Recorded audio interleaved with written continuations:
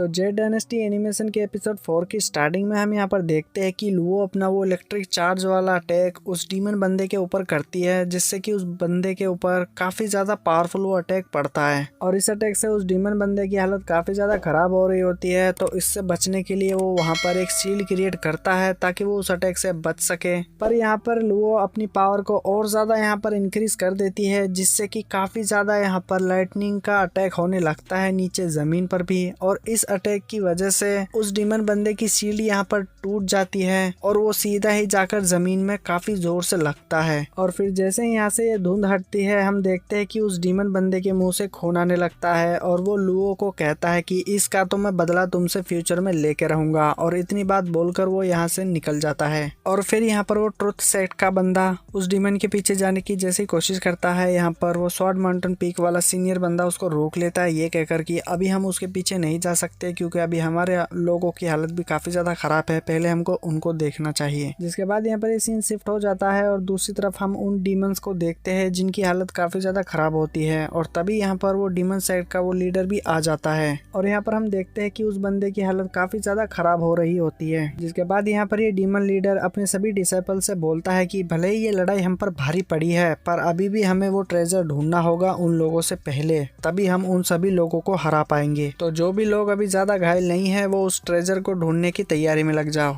जिसके बाद हम यहाँ पर थोड़ी देर बाद का सीन देखते हैं जहाँ पर ये डीमन बंदा एक जगह पर बैठा हुआ होता है। तभी यहाँ पर चारों तरफ पॉइजनस ऑरा फैलने लगता है। तभी यहाँ पर ये डीमन बंदा खड़ा होकर और कहने लगता है कि तुम कौन हो मुझे पता है, चलो अब सामने आओ। और फिर हम यहाँ पर उस पॉइजन वाले बंदे को देखते हैं जो कि यहाँ पर उस डीमन बंदे को अंकल कहकर पुकारता है। और फिर यहाँ पर ये डीमन लीडर उस पॉइजन वाले बंदे से कहता है कि तुम्हें डर नहीं लग रहा, तुम अकेले यहाँ पर मेरा सामना करने आए हो, तुम्हें पता है तुम मुझे नहीं हरा सकते। जिस पर वो पॉइजन वाला बंदा जवाब देता है कि तुमको किसने कहा कि मैं यहाँ पर अकेला आया हूँ, मेरे साथ मेरी एक दोस्त भी तो आई है। और इसके बाद हमें यहाँ पर फेरी जेन को दिखाया जाता है जो कि यहाँ पर अपना पावर का इस्तेमाल करके यहाँ पर काफी सारे डिसाइपल्स को अपने काबू में कर लेती है और उन सभी डिसाइपल को एक ही बार में निपटा डालती है। और इसके बाद यहाँ पर फेरी जेन उस डीमन लीडर से कहती है कि मुझे पता है तुम्हारे प्लान के बारे में कि किस तरह से तुमने मेरे डिसाइपल्स को पॉइजन से मार के और पूरा शक तुमने पॉइजन सेक्ट के ऊपर डाल दिया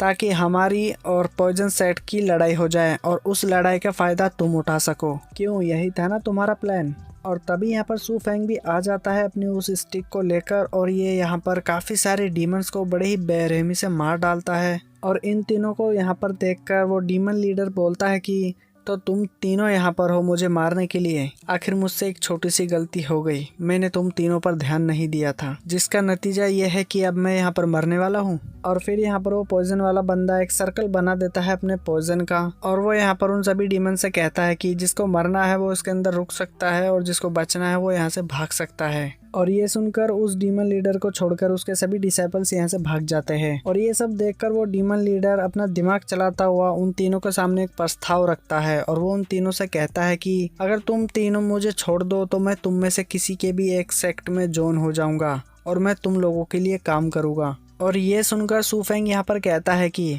तुम्हारे ग्रेड्स हम तीनों से बहुत ही ज्यादा अच्छे हैं, अगर तुम हम तीनों में से किसी के भी सेक्ट में ज्वाइन होते हो तो तुम्हारी पोजीशन हम तीनों से ऊपर की होगी, तो तुम हमें ऑर्डर दोगे, तो इससे बेहतर यही होगा कि हम तुम्हें यहीं पर निपटा दें। और सू फेंग की ये बात सुनकर वो पॉइजन वाला बंदा और फेरी जेन भी उसकी बात समझ जाते हैं और वो यहाँ पर उस डीमन बंदे को मारने के लिए आगे बढ़ जाते हैं। और फिर यहाँ पर ये सीन चेंज हो जाता है और दूसरी तरफ हम यहाँ पर देखते हैं कि वो स्वॉर्ड माउंटेन पीक का सीनियर बंदा यहाँ पर एक प्लान बना रहा होता है उस मिस्टीरियस ट्रेजर को ढूंढने का। और वो वहाँ पर कहता है कि हमें 5 डिसाइपल्स की एक टीम बनानी होगी जो कि हम लोगों के साथ फॉरेस्ट के अंदर जाएगी उस ट्रेजर को ढूंढने के लिए और बाकी के जो डिसाइपल्स है वो बाहर पहरेदारी करेंगे। और ये प्लान सुनकर बाकी के लोग भी उस पर एग्री हो जाते हैं। जिसके बाद यहाँ पर ये सीन चेंज हो जाता है और हम यहाँ पर देखते हैं कि वो पॉइजन वाला बंदा और सू फेंग और फेरी जेन उन तीनों ने मिलकर यहाँ पर उस डीमन लीडर को मार के और एक लेक में डुबा दिया था जो कि पॉइजन से भरी हुई थी। और फिर तभी यहाँ से काफी